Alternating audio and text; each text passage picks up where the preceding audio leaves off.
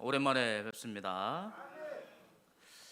아, 요즘 날씨가 좀 오락가락하죠. 저희 어제는 비가 올 줄 알고 잔뜩 기대하고 있었는데 비는 안 오고 날이 더워가지고 이 세상에 믿을 것이 하나도 없구나. 기상청도 못 믿겠고 하루 종일 비 온다고 그랬는데 하루 종일 날씨가 맑아가지고 저는 원래 목회자들은 좀 월요일 날 쉬는 날이거든요. 그래서 비 오니까 어디 안 가고 좀 조용히 집에서 쉬겠구나 싶었는데 날씨가 좋으니까 이 세상에서 목사님을 이길 수 있는 사람이 하나님 말고 또 한 분이 계시잖아요. 사모님이 계십니다. 사모님이 나가자고. 그래서 한 20분을 넘게 걸어갔다가 또 돌아왔는데 하여튼 여름 되면 두 가지를 조심해야 되죠. 첫 번째, 날 더우니까 조심해야 되고, 두 번째, 장마 기간에는 장마 때문에 위험한 곳에 가지 않으셔야 될 줄 믿습니다. 하나님께서 주신 우리 귀한 생명을 잘 유지하고 지키는 것도 저와 여러분들이 해야 될 일을 좀 믿습니다. 자, 오늘 하나님의 말씀 야고보서 5장 7절에서 11절의 말씀을 통하여서 인내하는 자가 복되다라는 제목을 함께 은혜를 나눌 텐데요. 오늘 야고보서에 이 말씀이 나오기 전에 야고보, 이제 예수님의 동생으로 보고 있는 이 야고보가 5장에서 이 세상의 불편한 사실들을, 그러니까 당시에 교회의 불편한 사실들을 좀 지적을 합니다. 우리가 세상에 불평불만이 없을 수는 없는데 우리가 불평불만을 하는 이유가 가장 크게 뭐가 있죠? 나에게 기회가 좀 잘 안 주어질 때, 나는 똑같이 노력을 했는데 누구는 잘 되고 누구는 안 되고 할 때, 이 세상이 좀 불평하다고 또는 불의하다고 생각할 수가 있습니다. 야고보서에서 말하고 있는 5장에도 이러한 상황들이 있습니다. 오늘 야고보가 이렇게 한 무리를 책망을 합니다. 그 무리가 어떤 무리냐면 부자들이에요. 부자들한테 어떤 이야기를 하고 있냐면, 자, 5장 1절에 말씀하면 들으라 부한 자들아, 그러니까 부자들이죠. 너희에게 이 말 고생으로 말미암아 울고 통곡하라. 너희 재물은 썩었고 너희 옷은 좀 먹었으며 너희 금과 은은 녹이 쓸었으니 이 녹이 너희에게 증거가 되며 불같이 너희 살을 먹으리라. 너희가 말세에 재물을 쌓았도다. 그러니까 부자들을, 그리스도인들이 부자가 되는 게 절대 나쁜 게 아닙니다. 하실만 하시거든 부자 많이 되세요. 재물은 절대 나쁜 게 아닙니다. 근데 그 재물을 누가 어떠한 방법으로 모아서 어떻게 쓰느냐가 중요한 거죠. 저는 여기 있는 모든 분들이 부자가 되시기를 주님의 이름으로 축원합니다.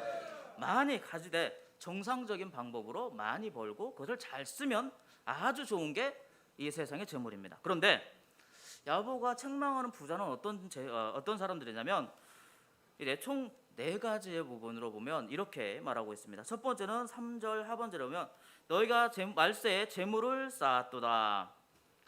자, 말세는 세상이 끝날이잖아요. 그러면 세상이 끝날 때쯤이면 우리가 재물을 많이 쌓아 두어야 될 이유가 있을지 모르겠어요. 오늘 성경 보면 말세 때 재물이 쌓여진 것을 아주 책망하고 있습니다. 부자들이. 성경은 천국에 대해서 어떻게 얘기하고 있죠?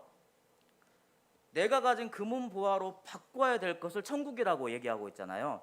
근데 여기에서는 그 사람들이 자기가 가진 것으로 천국과의 삶을 바꾸지 않고 자신만 배부리고 잘 먹고 잘 살고 있는 모습을 여기에서 3절에서 말세에 재물을 쌓았도다라고 이야기하고 있는 것입니다.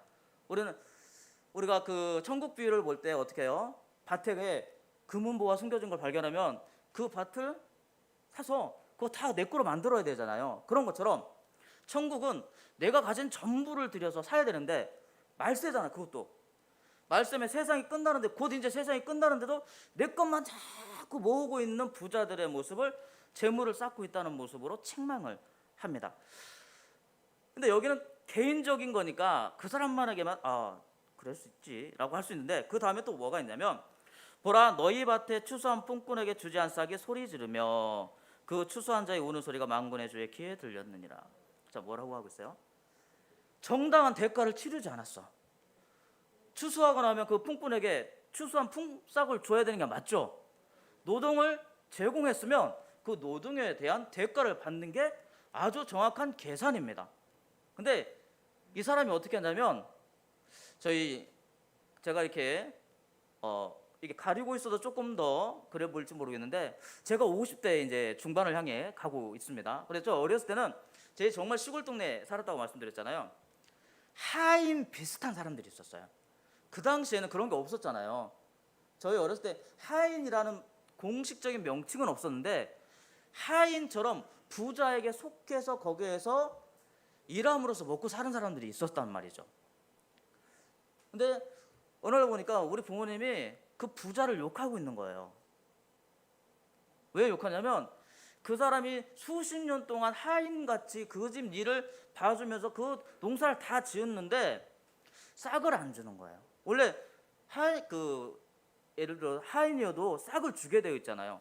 싹을 안 주고 먹을 것만 겨우 주고 그 사람이 어디 가지 못하도록 돈을 안 주는 거예요. 왜? 그렇게 해야 오래 부려먹을 수 있으니까. 아주 나쁜 사람이죠. 그런 사람이 이 야고보서에 기록되어 있는 부자의 모습인 거예요. 추수를 했어. 정당한 대가를 치러야 되는데 그걸 안 주는 거예요. 원래 그러면 안 되는데 있는 자들이 자기의 있음을 무기로 삼아서 없는 자들을 억압할 때가 있어요. 불의하죠. 그 당하는 사람은 얼마나 그것이 부당하겠습니까? 자, 거기에다가 5절 말씀에 보면 너희가 땅에서 사치하고 방종하여 살육의 날에 너희 마음을 살찌게 하였도다. 이제 이 사람이 재물을 쌓아두고 땅에서 사치해요. 계속해서 말씀드리지만 돈을 많이 버는 건 절대 나쁜 게 아닙니다. 1,000억을 벌어도 좋아요. 대신 그게 땅에서 사치로 끝나면 안 됩니다. 누리지 말라는 뜻이 아니에요. 주신 것을 얼마든지 누릴 수 있어요. 그런데 그 누리는 것이 세상의 사람이 보기에, 그리고 내 믿음의 형제들이 보기에, 그리고 주변 사람들이 보기에 사치다라고 손가락질 받을 정도로 자신만을 위해 쓰면 안 되는 겁니다. 자, 거기에다가 더 나쁜 일이 뭐냐면 6절 말씀에 보면 너희는 의인을 정죄하고 죽였으나 그는 너희에게 대항하지 아니하였느니라. 실제로 이 의인을 대표할 수 있는 분이 예수님이시고, 예수님을 놔두고라도 차지하고라도 부자들이 자신에게 좋은 말 하는 사람, 예를 들어 추수한 품삯 왜 안 주세요? 갔는데 그 사람을 때리고 억압하고 죽이기도 해요. 왜? 자기가 부자고 힘이 있다는 이유로. 지금 우리가 인내하면 복되기 이전에 정말 인내하기 어려운 삶의 모습들이 이 야고보서 5장 1절부터 6절에 있다는 것을 먼저 기억을 해야 될 줄 믿습니다. 그래야 이 7절부터 11절까지 인내하라는 말씀이 좀 더 묵직하게 다가올 수 있을 것 같아요. 그냥 인내하세요 하면 참 좋은 말이지만 왜 인내하기가 쉽지 않은 세상에 살고 있는 자에게 하나님께서 인내하기를 원하시는가? 어떠한 모습으로 인내를 해야 되는가? 언제까지 인내를 해야 되는가? 왜 인내를 해야 되는가에 대한 내용들이 이제 7절부터 나오기 때문에 먼저 1절부터 6절의 말씀을 좀 잘 기억하시면 좋겠습니다. 1절부터 6절의 말씀은 어떤 말씀이에요? 참기 쉽지 않은 세상. 우리도 세상을 살아가다 보면 그런 일들을 가끔씩 겪잖아요. 저도 일반 대학을 나와서 직장 생활을 수년 동안 하고 이제 신학대학원을 왔는데, 직장 생활하다 보면 참 사람 마음이 내 마음 같지 않은 일들이 가끔씩 있습니다. 분명히 저는 상급자의 지시를 받아서 그 사람이 해놓으란다고 해놨는데 그보다 더 상급자가 와서 이거 왜 이렇게 해놨냐고 따져 물을 때가 있어요. 그럼 저는 뭐라고 얘기해야 돼요? 누가 이것을 시켰습니다 라고 얘기해야 되잖아요. 근데 제가 그 얘기를 하기 전에 그 일을 시킨 사람이 저한테 와서 손가락질하는 거예요. 아니 그 일을 이렇게 해놓으면 어떡하냐고. 아니 제가 있나요? 제가 잘못했어요? 저는 상급자가 시킨 일을 정말 잘한 사람이에요. 근데 결국은 손가락질 받는 사람이 제가 되는 거예요. 왜? 상급자가 맡긴 일을 잘했는데도 그것이 그 윗부분에 위에 상급자에게 마음에 들지 않는다는 이유로 저는 제가 변명할 기회도 잃어버리고 먼저 그래 상급자가 저 당신 왜 이렇게 해놨어요 했는데 제가 거기서 아니 대리님 이거 하라고 했잖아 이렇게 할 수가 없잖아요. 이미 그 자리에서 저는 이미 일 못하는 사람 찍혔는데 또 대리까지 싸우고 나면 그 다음에는 제 직장생활이 너무 어려워질 것 같으니까 싸우질 못했어요. 그날 저녁에 얼마나 화가 나는지 끊었던 술을 마실 뻔했어요. 제가 일반 대학을 나와서 제가 술을 많이 하지 않았는데 그 개강 모임이나 종강 모임이 교수님들 모시고 할 때 한 잔씩 하긴 했거든요. 근데 1998년도인가 9년도 1월인가 완전히 술을 다 끊었어요. 그 뒤로는 한 모금도 안 마셨어요. 근데 그 뒤에 직장 생활하는데 야 순간 이래서 사람들이 술 마시는구나. 술 한잔 진짜 할 뻔했습니다. 너무 억울한 거예요. 나는 정말 일 잘해놓은 거잖아요. 그런데 욕을 먹어. 인내하기가 쉽지 않은 세상. 이 당시에 오늘 야고보가 요구하고 있는 인내의 시기도 그런 시기입니다. 부자의 모습을 우리가 쏙 이제 5장 1절부터 7절까지 봤지만 그 모습 가운데 추수한 품꾼의 일을 입장을 생각해 보세요. 참기가 쉽겠습니까? 그리고 의인을 정죄하고 죽였으나라고 말하고 있는데 그 죽어가는 의인은 얼마나 그 불의의 티를 떨겠습니까? 물론 여기에 있는 것도 대항하지 아니었다고 말하고 있지만 그 마음에 그 불의에 대한 분노가 있지 않겠습니까? 그런데 7절부터는 이 분노할 수밖에 없는 상황 속에 인내하라고 이야기합니다. 결론적으로 말하면 인내해야 될 이유가 뭐예요? 11절 말씀에 보면 보라 인내하는 자를 우리가 복되다 하나니. 곧 인내하는 자가 복된 거예요. 우리는 가끔씩 그런 사람 봅니다. 제가 제일 조심해야 된다고 생각하는 사람 중에 하나가 뭐냐면 나는 뒤끝은 없어. 이 사람을 정말 저는 좀 경계하고 있습니다. 나는 뒤끝이 없다는 얘기는 나는 저지르고 내지르고 원망 불평할 것 다 하지만 그래도 그거 끝나고 나면 나 특별히 그걸로 끝이야 라고 하잖아요. 그러면 세상 사람들은 그것도 괜찮아 라고 얘기하지만 근데 잘 생각해보면 뭐냐면 이미 그 사람은 불평할 거 다 했고 원망할 거 다 했고 다른 사람한테 못할 소리 다 했고 다 했어. 근데 자기만 그렇게 하고 나서 괜찮은 사람인 것처럼 얘기하는 거예요. 그래서 저와 여러분들도 혹시 난 뒤끝은 없어 라고 얘기하셨다면 혹시 나도 다 저질러 놓고 다른 사람 상처 줄 거 다 주고 화낼 거 다 내고 다른 사람한테 내 미운 거 다 쏟아내고 나서 그런 소리 하지 않았는지 우리 좀 주의해 봐야 될 줄 믿습니다. 그러니까 우리에게는 뭐가 없어요? 난 뒷끝이 없어가 아니라 나는 앞끝이 없어. 왜? 아예 시작을 안 해야 되니까. 자, 뒷끝 없는 사람들 좋다고 생각하지만 위험한 사람입니다. 자, 근데 보세요. 하나님께서는 인내하는 자가 복되다고 말씀하세요. 우리가 이 땅을 살아가면서 복의 사람이 되는 게 참 좋지 않습니까? 여기서 복의 사람이라는 것은 물질만을 많이 가진 사람을 복의 사람이라고 하지 않습니다. 복의 사람은 어떤 사람이에요? 우리가 신앙인으로서 믿음의 사람으로 생각을 해보세요. 복의 사람은 어떤 사람이에요? 하나님이 잘했다고 칭찬하는 사람이 복의 사람이고 하나님이 그 삶을 인도하시는 사람이 복의 사람이고 하나님께서 인정하실 만한 일들만 하고 살아가는 사람이 복의 사람인 줄 믿습니다. 근데 그런 사람이 되기 위해서는 뭐 해야 돼요? 가장 중요한 성품이 인내하는 성품이에요. 자, 그런데 앞에서 봤지만 인내하기가 쉽다? 어렵다. 나는 정말 인내가 세상에서 제일 쉬웠어요. 손 들어보세요. 제가 제일 인내 잘하고 있군요. 저는 정말 인내를 잘하는 사람입니다. 오늘 저는 우리 집사람이 이 영상을 보지 않고 있기 때문에 쉽게 얘기합니다. 우리 집사람을 참고 사는 저는 인내를 엄청 하고 있는 사람이에요.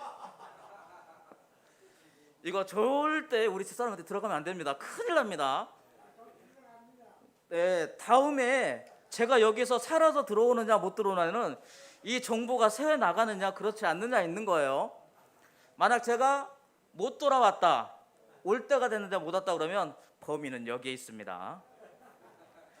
자, 인내하는 게 참 어려워요. 운전할 때도 그렇잖아요. 운전해 보신 분들은 알지만 운전하다가 저도 모르게 저는 정말 욕을 안 합니다. 근데 운전하다가 정말 놀랄 때가 있어요. 막 갑자기 끼어들거나 전혀 신호가 아닌데 다 오거나 막 이럴 때 보면 저도 모르게 진짜 욕은 아닌데 저놈의 자식 이런 소리가 입에서 나옵니다. 정말 이 세상을 살다 보면 참기가, 인내하고 견디기가 쉽지 않은 세상입니다. 그런데 하나님은 오늘 인내하라고 하시고 인내하는 자가 복되다고 말씀하고 있습니다. 인내라는 것은 무엇입니까? 인내는 그 한자 그대로를 풀이하면 참고 견딘다는 뜻입니다. 이게 근데 정말 쉽지 않은 일이라는 걸 인생을 조금이라도 살아보면 알지 않습니까? 이게 좀 결이 다르긴 한데 제가 다이어트를 한참 잘했다가 실패했습니다. 왜 실패했을까요? 그래요, 인내를 못했어. 어떤 인내? 아이스크림을 참지 못했어. 여름에, 작년 여름에 아이스크림을 참지 못해가지고 우리 큰 통의 아이스크림 있잖아요. 그걸 만 얼마짜리를 주고 와가지고 이틀 만에 다 먹고 그걸 몇 번 했더니 다이어트에 실패했습니다. 이렇게 인내가 힘들어요. 자, 그런데 이제 7절부터 보면 그러므로 형제들아 주께서 강림하시기까지 길이 참으라. 앞에 있는 말 보면 참을 수 없는 상황이잖아요. 근데도 그러므로, 그렇기 때문이라는 뜻이잖아요. 그렇게 불의한 세상이기 때문에 우리는 어떻게 생각하냐면 그런 불의한 일이 없으면 참기 쉽고 그런 일이 없는 것이 참기에 좁습니다라고 얘기하는데 오히려 성경은 어떻게 얘기하냐면 그렇게 불의한 세상이기 때문에 너희가 길이 참으라고 이야기하고 있습니다. 아니, 참을 일이 없으면 참을 이유가 없잖아요. 근데 하나님이 참으라고 하시느냐? 우리가 생각할 때는 별로 참을 게 없는 세상에서 참기가 참 좋고 그런 사람은 그 세상에서 참아야지 라고 생각하는데 성경은 좀 반대로 얘기해. 그러므로라는 얘기는 그 앞의 상황 때문에 그렇게 불의한 세상이고 부당한 세상이고 참기 어려운 세상이기 때문에 너희는 참고 견뎌라 라고 이야기하고 있는 것입니다. 그러면서 총 3가지의 이제 비유를 주십니다. 첫 번째가 농부의 비유입니다. 자, 첫 번째는 농부의 인내를 제시하면서 이러한 인내가 필요하다. 그리고 왜 인내가 필요한지를 설명해 주십니다. 농사 지어보신 분 계십니까? 저기 좀 계시네요. 20년 이상 농사 지어보신 분? 한 분, 2분 계시네요. 저랑 그냥 같이 동지를 맺으셔도 됩니다. 저도 20년 이상 농사 지었습니다. 왜 농사를 지었을까요? 저희 시골집에 농사를 지어야 되는데 저희 아버지가 저희 10살, 11살 되던 해에 사우디아라비아로 그 산업 여군으로 가셨어요. 그래가지고 약 4년 반이 좀 더 되게 있다 오셨는데 그러니까 집에는 제가 장남이니까 어머니 혼자고 제가 장남이니까 농사일을 제가 돕지 않으면 농사일이 안 되는 거예요. 혹시 농약 예전 농약 한번 해보신 분 계신가요? 이렇게 저기 2분은 잘 아시네. 지금은 농약 기계로 막 뿌리지만 예전에는 그걸 뭐라고 그러지? 이게 펌프질을 해야 돼요. 이렇게 막 펌프질을 하면 저하고 저는 이제 계속 펌프질하고 여동생들이 있으니까 여동생들은 돌아가면서 이제 펌프질을 해요. 그럼 어머니가 장대 가지고 쭉 이렇게 농작을 하셔요. 농사 짓는 게 정말 요즘은 편해졌지만 예전엔 정말 힘들었습니다. 1년 농사라고 하는 이야기가 딱 맞아요. 2월 말 3월 달이 되면 뭘 해야 되죠? 종자를 싹을 틔워야 돼요. 그리고 4월 달에 모짜리를 만듭니다. 그리고 5월 달에 이제 모내기를 해요.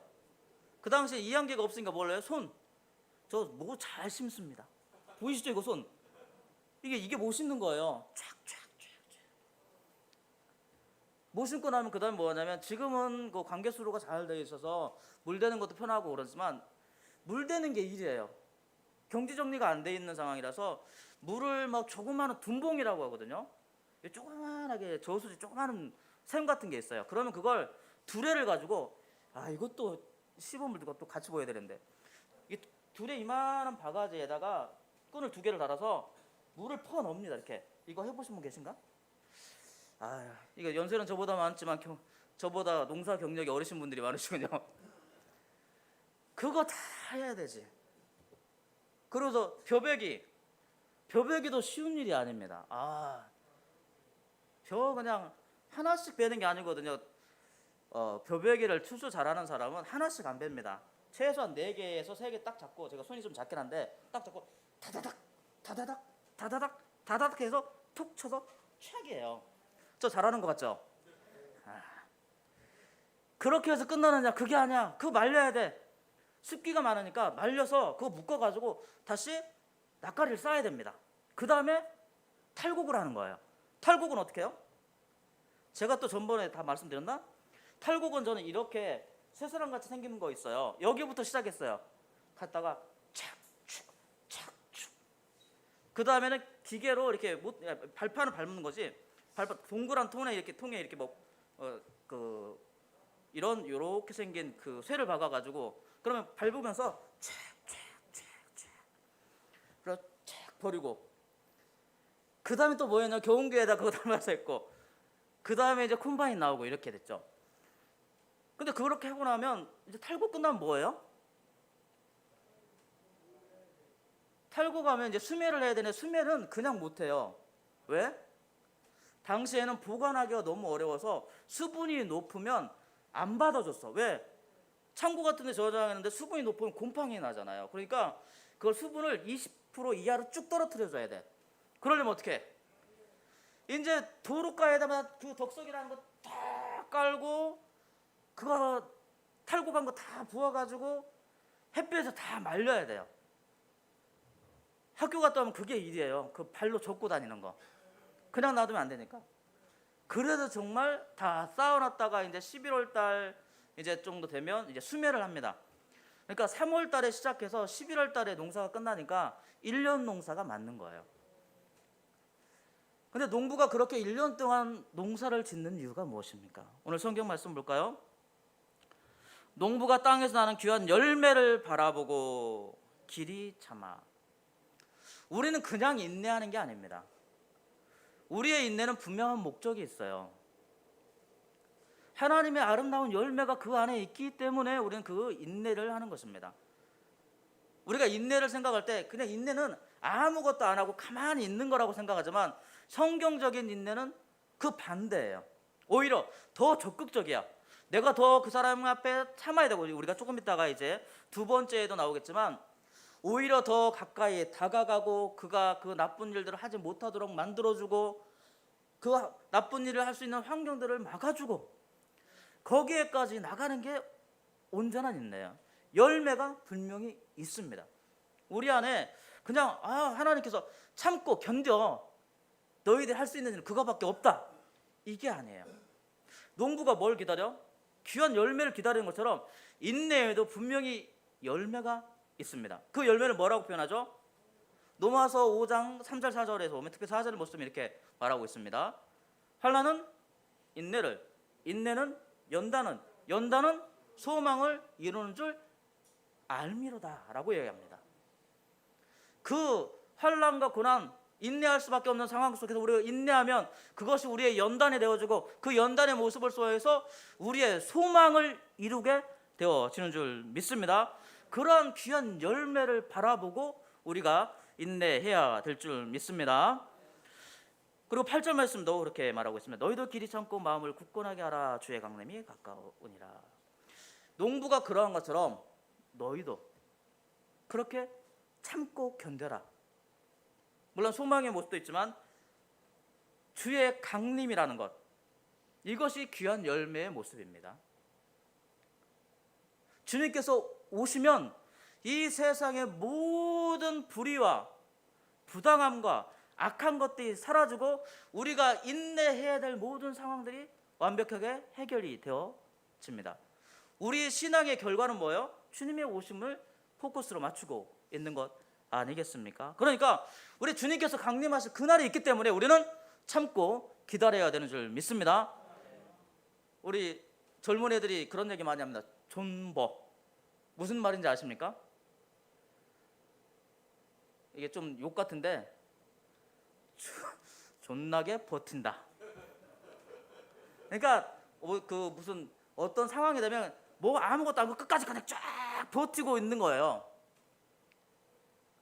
우리는 그런 버팀은 아니지만 우리가 분명한 목적, 주님이 우리를 향해서 오시는 그 강림의 날을 바라보면서 우리가 끝까지 인내하시기를 주님의 이름으로 축원합니다. 농부가 귀한 열매를 얻기 위해서 인내해서 그 열매를 얻는 것처럼 우리가 주의 강림을 바라보고 주님께서 이루시는 그 소망의 꿈들을 바라보면, 그리고 그것을 인내로서 참고 견디면 반드시 그 열매가 저와 여러분들의 것이 될 줄 믿습니다. 자, 그리고 두 번째는 이렇게 말하고 있습니다. 9절 말씀에 형제들아 서로 원망하지 말라. 그리하여 심판을 면하리라. 보라, 심판주가 문 밖에 서 계시니라. 여기에 보면 원망하지 말라고 그랬지 인내하라는 말씀이 없는 것 같잖아요. 근데 실제로는 이것이 뭐냐면 심판자가 계심을 인정하는 인내의 모습이 우리에게 있어야 된다는 뜻입니다. 자, 왜 이게 중요하냐? 원망은 뭐예요?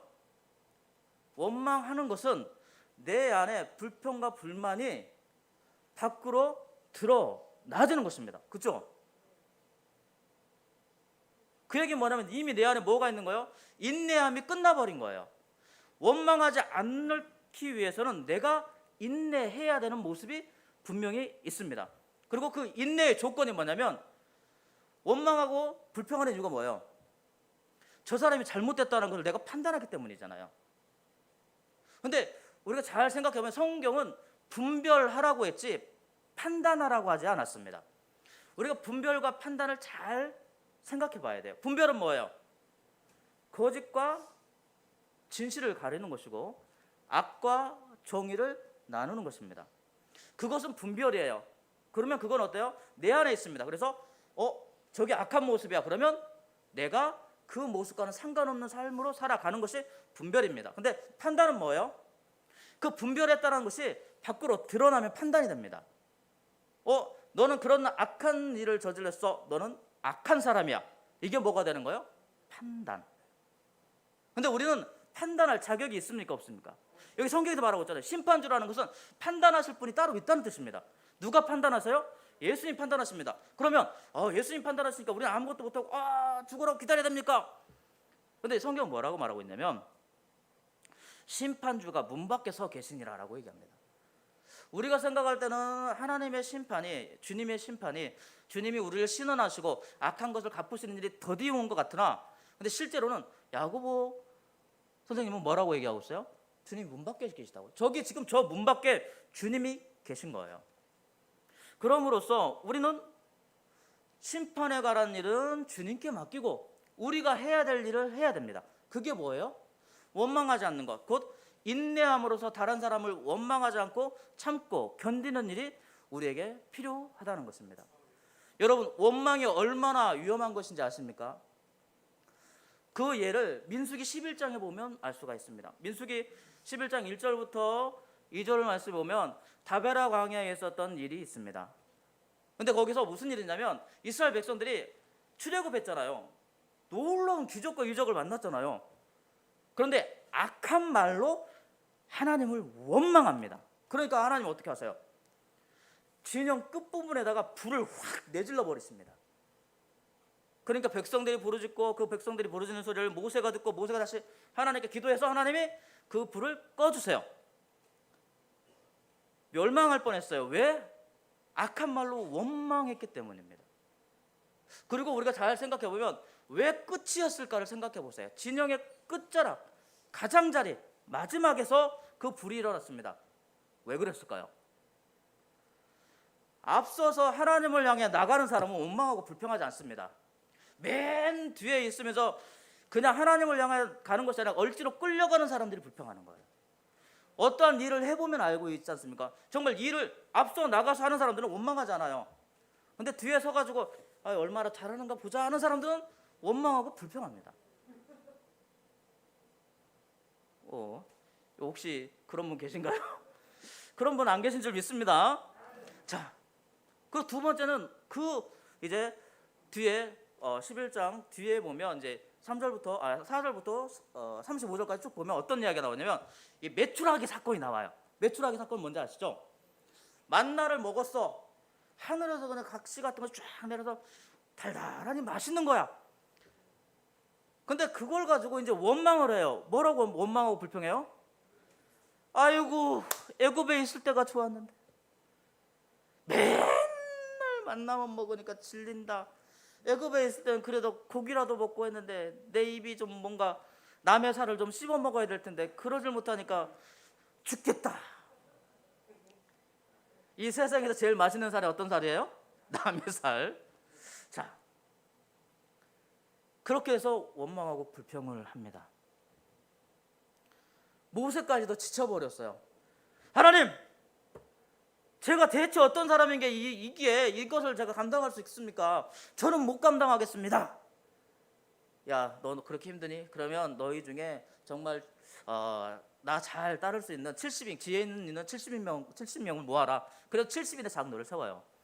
그리고 나서 너희가 물리도록 내가 고기 먹여줄게. 그러면서 메추라기가 온 하늘을 덮고 내려옵니다. 사람들이 그냥 매도 몇 바구니씩 다 주워왔어요. 그리고 그것을 요리해서 딱 씹는 순간 하나님의 심판이 임합니다. 어떻게 해요? 이 사이에 씹기 전에 원망하고 불평했던 사람들 다 죽습니다. 원망은 죽음을 이끌어내는 것입니다.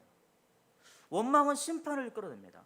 그러니까 원망하지 않아야 되는데 그 원망하지 않기 위해서는 우리 안에 인내의 모습이 있어야 되는 줄 믿습니다. 근데 그 인내의 모습이 그걸 원망하지 않는다니까 아무것도 않고 가만히 있는다? 아니잖아요. 우리는 좀 전투적인 개념이라고 그랬죠. 우리가 고린도전서 13장을 보면 그걸 무슨 장이라고 그러죠?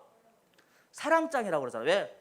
사랑은 언제나 오래 참고부터 시작해서 사랑에 대한 이야기가 쭉 나옵니다. 근데 우리가 그 사랑장이라고 해서 가장 아름다운 장으로 보고 있는데 그 사랑장에 나오게 된 이유가 뭔지를 생각해 보면 사랑의 모습이 정말 우리에게 너무나 필요하다는 모습을 다시 한번 깨달을 수가 있습니다. 왜? 이 사랑장에 나온 이유는 고린도 교회에 너무나 많은 분란과 다툼이 있었기 때문에 여기에서 이제 5장 1절부터 6절에 있었던 내용에 비슷한 것들이 그 고린도 교회도 있었어. 부자들이 와서 자기들은 먹을 게 많으니까 막 성찬하는데 막 큰 바구니에다 떡도 포도주도 많이 갖고 왔고 사람들 다 성찬 떼기도 전에 먹고 마셔가지고 취해가지고 막 쓰러지는데 노예였고 가난한 사람들은 저 귀퉁이에서 그냥 빵 부스러기 조금 포도주 조금 먹으면서 겨우 견디고 있는 거예요. 그러니까 사도 바울이 뭐라고요? 야, 너희 먹고 마시고 그렇게 취할 거면 니네 집에서 해라 라고 얘기합니다. 그러한 상황 속에서 나온 게 뭐예요? 고린도전서 13장의 말씀입니다. 그 13장의 내용을 사랑이라고 말한다면 그 사랑의 모습이 우리 안에 인내의 모습과 연합해서 나타날 때 가장 완벽한 인내의 모습이 나타나게 될 줄 믿습니다. 자, 그리고 세 번째로 보면 이제 선지자들의 인내를 본받으라고 이야기하고 있습니다. 10절 말씀에 형제들아 주의 이름으로 말한 선지자들을 고난과 오래 참음의 본으로 삼으라. 여러분, 인내 실패한 사람들 혹시 아십니까? 제가 3명만 소개시켜 드리겠습니다. 인내하는 데 실패한 첫 번째 사람 아담입니다. 아담이 인내만 잘했으면 우리 안 죽어도 돼요. 이런 고생 안 해도 됩니다. 아직도 에덴 동산 같은 곳에서 정말 과일 따먹으면서 평안하게 살 수 있었을 거예요. 근데 아담의 인내가 실패하는 바람에 죄가 들어오게 됩니다. 어떤 인내를 실패했어요? 선악을 알게 하는 나무의 실과가 동산 중앙에 딱 있습니다. 하나님께서 그걸 먹지 말라고 하셨죠. 근데 뱀이 하와를 꼬드겼어. 근데 하와가 딱 보고 아담과 함께 먹으려고 딱 가보니까 그게 어떻게 보여요? 보암직도 하고 먹음직도 하다는 거예요. 그게 뭐냐면 이미 유혹이 들어온 거예요. 그 유혹을 참아냈어야죠. 그 유혹에서 인내의 모습을 가졌어야 돼요. 참고 견뎠어야 됩니다. 그러면 나뭇가지를 안 가려도 되고 죽음을 보지 않아도 됩니다. 땅 열심히 파지 않아도 돼요. 여자는 해산의 수고가 없어도 됩니다. 그런데 그 한 번의 인내의 실패가 죄를 가져오게 되고 사망을 가져오게 되고 수고와 예씀을 가져오게 되는 것입니다. 그리고 두 번째, 이제 두 번째는 또 아담과 관련된 사람. 누구? 아담의 아들 가인. 가인을 우리가 뭐라고 표현할 수 있어요? 인류 최초의 살인자. 자, 가인도 유혹을 받았습니다. 어떻게 받았냐면 이제 옛날 성경 개정판 말고 개역 한글판에 보면 하나님께서 가인에게 이렇게 말씀하십니다. 죄의 소원은 내게 있을지라도 너는 죄를 다스릴지니라. 이게 뭐예요? 동생을 죽이고, 그 죄, 동생을 죽이고 싶은 욕망이 그 안에 살아난 거예요. 존재한 거예요. 하나님이 아셨어요. 그래서 어떻게 해요? 참아라. 다스리라는 얘기, 참고 견디라. 그것을 이겨내라고 말씀하신 것이죠. 근데 그것을 이겨냈나요? 인내하지 못한 결과가 뭡니까? 살인입니다. 그것도 자기 동생을 죽여요. 인류 최초의 살인자입니다. 그것도 근친을 살해한 사람입니다. 그가 실패하지 않았다면 가인과 아벨은 행복한 인생 살지 않았겠습니까? 여러분들도 죄의 소원이 여러분 가운데 있을지라도 그 죄를 다스릴 수 있는 저와 여러분이 되시기를 주님으로 축원합니다. 자, 그리고 마지막에 실패한 사람 또 누구 있죠? 이스라엘 최초의 왕 사울. 사울은 뭘 실패했어요? 제사에 실패한 사람입니다. 어떤 제사에? 자기가 하지 말아야 될 제사에 실패한 사람. 블레셋과 이제 전쟁을 해야 돼. 근데 사무엘이 와서 제사를 드려줘야 돼요. 근데 안 와. 약속한 날이 다 됐는데 안 와. 그러니까 백성들이 떠나갑니다. 왜 떠나갈까요? 이스라엘의 전쟁은 하나님이 함께 하셔야 승리하는 전쟁이잖아요. 근데 사무엘이 안 오고 제사가 드려지지 않는 거 보니까 이 전쟁은 하나님이 함께 하지 않으시는구나 생각을 하고 이스라엘 백성이 쑥 다 떠나가 버려요. 백성들이 다 떠나가니까 사울이 마음이 급합니다. 어떤 유혹이 들어요? 제사만 드리면 되잖아. 제사만 드리면 떠나갔던 백성들 다 돌아올 거야. 그래서 자기가 하면 안 되는 제사를 드립니다. 그 유혹을 이기지 못한 거예요. 그 실패가 결국 하나님의 마음을 아프게 하고 그 왕의 위가 어디로 옮겨져 버려요? 다윗에게로 옮겨지게 된 것입니다. 저와 여러분들, 인내가 실패하면 그 대가가 쓰게 다가오는 줄 믿습니다. 자, 그러면 인내에 성공한 사람은요? 우리 짧게 좀 끝나보도록 하겠습니다. 첫 번째는 누가 있어요? 요셉. 요셉은 어떤 인내를 했죠? 보디발 장군의 부인, 그리고 감옥에서 자기가 하지도 않은 일, 당하면 안 되는 일을 당하면서 그는 참고 견뎌서 30살에 애굽의 총리가 됐습니다. 그리고 나서 자기의 형들까지 다 용서해 주는 사람이 되어졌습니다. 그리고 다윗도 마찬가지죠. 다윗은 어떠한 인내를 했습니까? 다윗은 사울을 2번 죽일 수 있었습니다. 그렇게 자기를 쫓아다니는 사울을 2번 죽일 수 있었어요. 첫 번째 때 동굴 속에서, 엔게디 사막 공동의 동굴 속에서 이제 사울이 발을 내리러 갔어요. 발을 내린다는 뜻은 2가지 의미가 있다고 합니다. 첫 번째는 쉬러 들어갔다, 또는 두 번째 이제 용변을 보러 갔다라는 뜻이 있는데, 어떤 상황인지 정확히 모르지만 하여튼 동굴 안에 들어갔기 때문에 쉬든지 용변을 보든지 2개 다 가능했을 것 같아요. 근데 그걸 그 안 깊이 있던 다윗이 보고 가서 죽이려고 합니다. 근데 마음의 양심이 찔린 거예요. 어떻게? 하나님께서 기름 부으신 자를 내가 죽일 수 없다 해서 옷자락만 베고 옵니다. 그리고 그것도 마음 아파하죠. 두 번째는 이제 사울이 3,000명이나 되는 사람을 이끌고 왔어요. 네게부 광야에. 밤에 3,000명이 되는 사람이 자는데 아비새하고 다윗이 둘이 그 진영을 쳐들어갑니다. 그리고 나서 아비새가 어떻게 되냐면, 당신의 양심 때문에 못 죽이겠으면 내가 죽일 겁니다. 내가 죽이게 해주십시오. 왜? 다윗은 기름 부은 자를 못 죽이겠다고 얘기했으니까.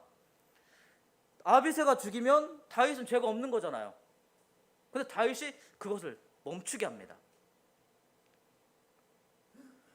만약 다윗이 사울을 죽였다면, 그 죽이고 싶은 마음을 인내하지 못했다면 다윗은 하나님께서 세우신 정상적인 왕으로 세움을 받지 못했을 것입니다. 왜? 하나님이 세우신 그 기름 부은 자를 죽이는, 하나님을 무시하는 사람을 어떻게 왕으로 세울 수 있겠습니까?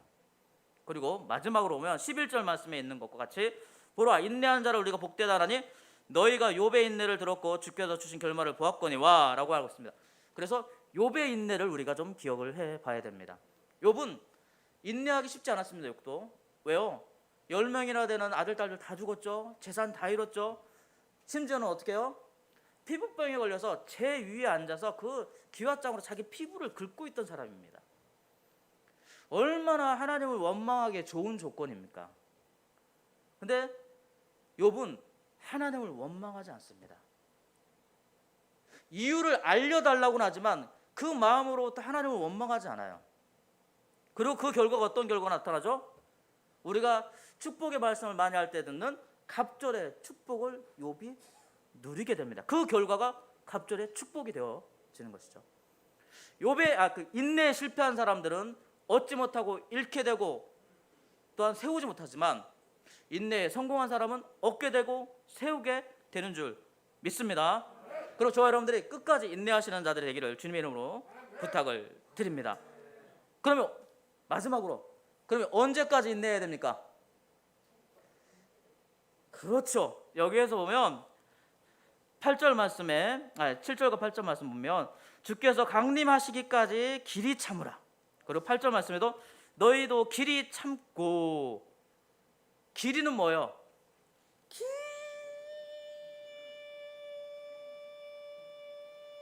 길게 끝까지 주님이 오시는 그날까지 참고 견뎌야 되는 줄 믿습니다. 우리는 이러기 쉬워요. 한계를 내가 정해놔. 나는 그래도 잘 참는 사람이니까 나의 이런 것까지만 나 이것만 안 건드리면 나 끝까지 참을 수 있어. 내 자식만 안 건드리면, 내 자존심만 안 건드리면, 우리 집만 안 건드리면, 내 회사만 안 건드리면, 내가 말하는 거 투만 안 달면 그 조건을 누가 세워요? 내가 세워. 인내의 한계를 내가 세울 때가 많아요. 그리고 그 한계가 넘어서면 어떻게 하죠?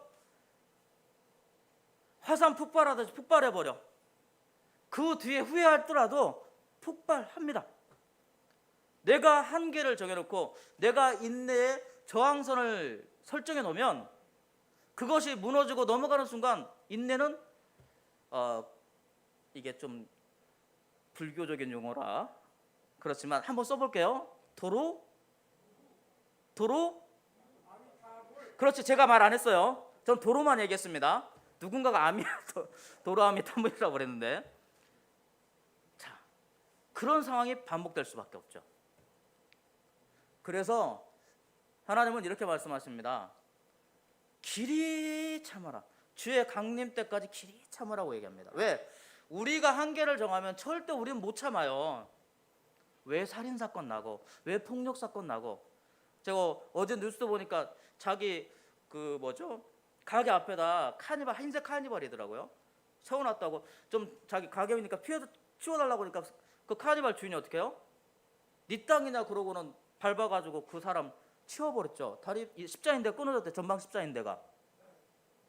화를 참지 못하고 인내하지 못한 거죠. 우린 너무 화내는데 익숙해 있어요. 저 여러분들 주님이 정하신 한계까지 참으시기를 주님으로 부탁을 드립니다. 공동체 생활할 때 가장 필요한 것이 또한 그런 것 같아요. 인내, 참고 견디고, 특별히 여기 서로 참고 참으라고 얘기하고 있잖아요. 우리 9절 말씀에 서로 원망하지 말라. 서로 원망하지 말라는 서로 참으라는 거잖아요. 누구 한 사람만이 참는 것이 아니라 저와 여러분들 서로 참다 보면 지금 이곳이 하나님께서 주신 가장 아름다운 곳이 되어지고, 저와 여러분들이 가는 어느 곳이든지 그곳이 가장 아름다운 곳이, 그리고 축복받는 곳이, 그리고 복 있는 사람이 있는 곳이 되어질 줄 믿습니다. 그러한 축복을 누리시기를 주님의 이름으로 축원합니다. 기도하겠습니다.